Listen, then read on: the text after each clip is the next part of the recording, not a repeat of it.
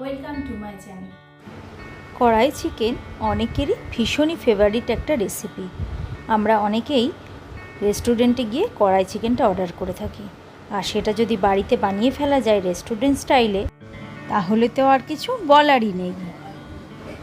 এই চিকেনটা রান্না করতে প্রথমে একটা ভাজা মশলার গুঁড়ো তৈরি করতে হবে, আর সেজন্য বেশ কিছু মশলা আমি শুকনো কড়াইয়ে রোস্ট করে নেব। প্রথমে কড়াইয়ে দিচ্ছি গোটা ধনে, গোটা মৌরি, জিরে আর সাদা গোলমরিচ। এখানে তোমরা কালো গোলমরিচও ব্যবহার করতে পারো, আমি এখানে সাদা গোলমরিচ নিয়েছি।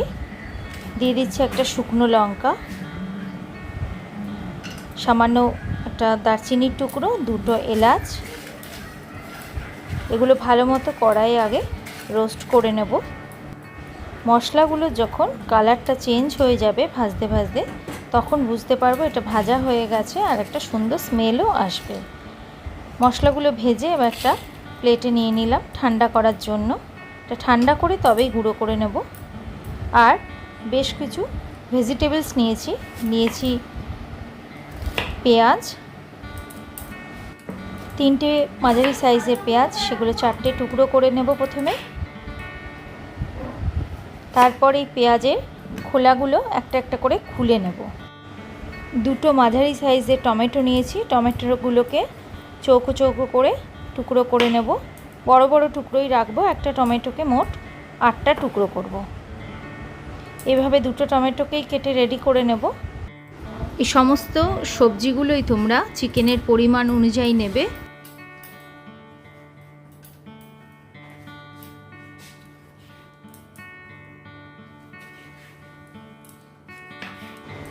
টমেটোগুলো কেটে রেডি করে নিয়েছি। এবার কেটে নেব ক্যাপসিকামটা চৌকো চৌকো বা ত্রিভুজ আকৃতি করে বড় বড় করে কেটে নেব।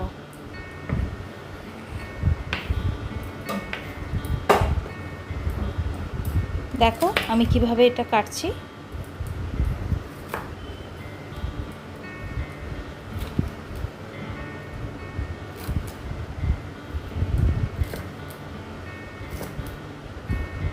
এইভাবে পুরো ক্যাপসিকামটা কেটে নেব। ক্যাপসিকাম কাটা হয়ে গেল। এবার কেটে নেব কাঁচা লঙ্কা। এখানে আমি 4টে মতো কাঁচা লঙ্কা বড় বড় টুকরো করে কেটে নিচ্ছি। ঝালটা নিজেদের পছন্দ অনুযায়ী দেবে, তবে কড়াই চিকেন বেশ ঝাল ঝাল খেতেই বেশি ভালো লাগে। কড়াইয়ে দিয়ে দিলাম বেশ খানিকটা পরিমাণে রিফাইন্ড অয়েল। এই রান্নাটাতে একটু তেলের পরিমাণ বেশি প্রয়োজন। তেলটা খুব ভালো করে গরম করে নিয়ে এর মধ্যে দিয়ে দিলাম চিকেনের পিসগুলো। এই রান্নাটাতে চিকেনের পিসগুলো একটু বড় বড় টুকরো করে নেবে, তা না হলে টুকরো টুকরো হয়ে খুলে যেতে পারে। সমস্ত চিকেনগুলো কড়াই তেলে একবারে দিয়ে দিলাম।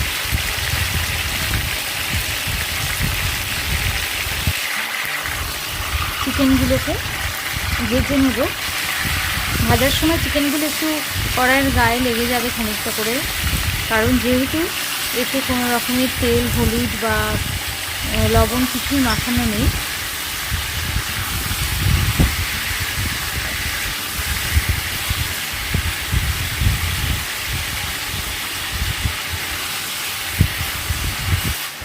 খানিকটা চিকেনটা ভাজার পর এবার দিয়ে দেব বড় বড় টুকরো করে কেটে রাখা টমেটোগুলো।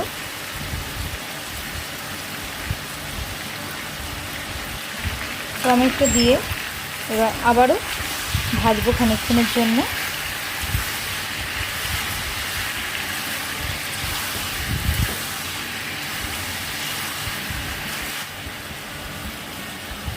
এবার দিয়ে দেবো খানিকটা হলুদ গুঁড়ো,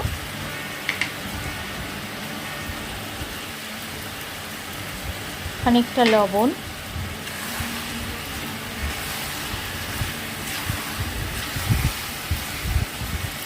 হলুদ দিয়ে আবারও খানিকক্ষণের জন্য ভাজবো। চিকেনটা এতে ভাজাও হতে থাকবে, আবার চিকেন থেকে আস্তে আস্তে জলও বেরোতে শুরু করবে। এবার মিনিট 10 জন্য ঢাকা দিয়ে রাখবো আর গ্যাসের ফ্লেমটা মিডিয়াম লো করে দেব। মিনিট 10 হয়ে গেছে, এবার ঢাকনাটা খুলবো। দেখো চিকেন থেকে অনেক জল বেরোতে শুরু করেছে। এবার একটা কিছু দিয়ে, চিমটে জাতীয় কিছু দিয়ে টমেটোর খোসাগুলোকে তুলে ফেলে দেব।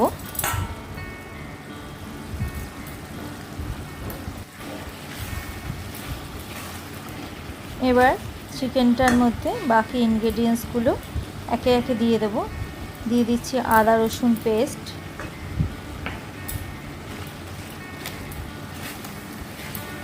আদা রসুন পেস্টটা পুরো চিকেনের সঙ্গে নেড়ে চেড়ে কষাতে থাকবো।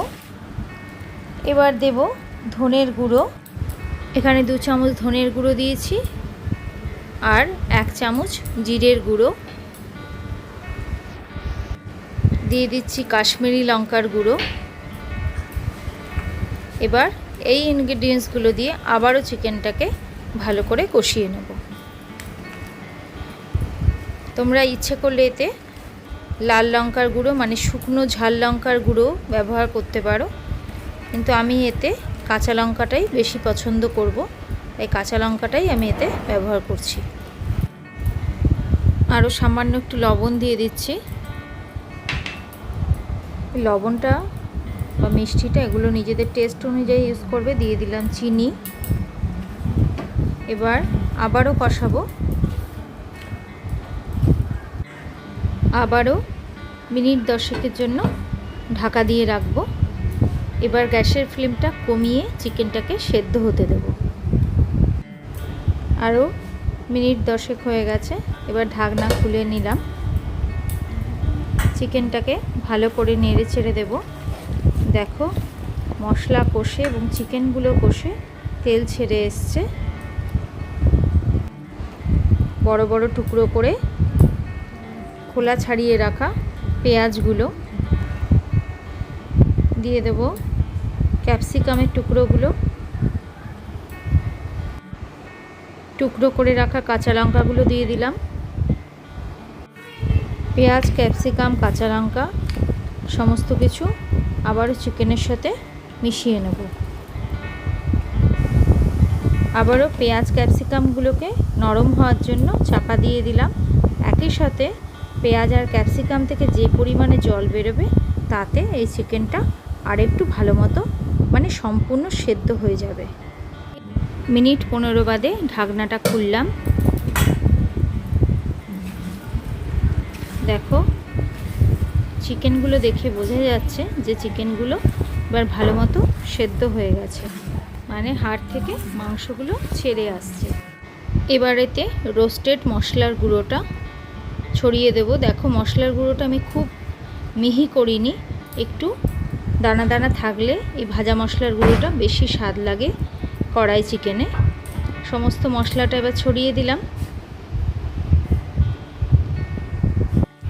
এবার দিয়ে দিলাম সামান্য গরম জল গ্রেভিটা তৈরি করার জন্য।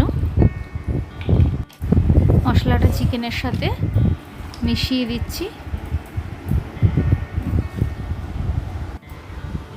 আরও মিনিট 5 ঢাকনা দিয়ে এবার ঝোলটা রেডি করে ঢাকনাটা তুলে দিলাম।